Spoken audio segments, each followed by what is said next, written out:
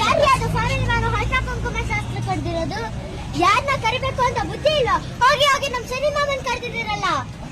ಎಲ್ರಿ ಅವ್ರ family menu ನೀವೇನ್ರಿ ನೀವು ಅರ್ಶನ ಕುಂಕುಮಗೆ ಯಾರು ಕರ್ದಿದ್ದು? ಎಲ್ರಿ ಫ್ಯಾಮಿಲಿ ಮೆನು ಯಾರು ಕರೆದ ಅವ್ರನ್ನ ಕೇಳ್ವಿ, ನಾವ ಎಲ್ಲಿ ಕರ್ತೀವಿ. ಕರೀರಿ, ಅವ್ರನ್ನ ಕರೀರಿ ಫೋನ್ ಮಾಡ್ಕೊಡ್ತೀನಿ, ಮಾತಾಡ್ಕೊಳ್ಳಿ. ಕರೀರಿ.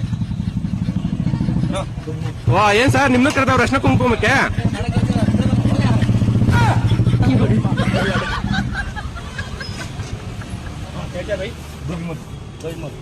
ಫೋನ್ ಮಾಡ್ತಾ ಇದೀನಿ ಮಾಡಿ ಸರ್.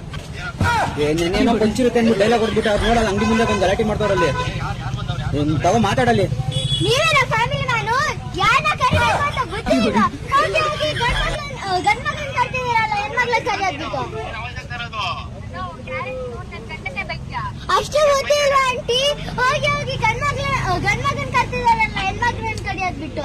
ನಿಜ ಇವತ್ತು ನೀನ್ ಕೊಟ್ಟಿರೋ ಅವಾಜ್ಗೆ ಅವ್ರು ಫುಲ್ ಶಾಕ್ ಆಗ್ಬಿಟ್ಟಿರ್ತಾರೆ. ಬಿಡಿ ಶನಿ ಮಾಮ, ಇವಾಗೇನೋ ಹರ್ಷ ಕುಂಕುಮ ಕರ್ತಿದ್ದಾರೆ, ನೆಕ್ಸ್ಟ್ ಗೌರಿ ಹಬ್ಬಕ್ಕೂ ಕಟ್ಬಿಡ್ತಾರೆ ಇವರು. ಬಾ ಬಾ ಹೋಲಿ ಬಾ.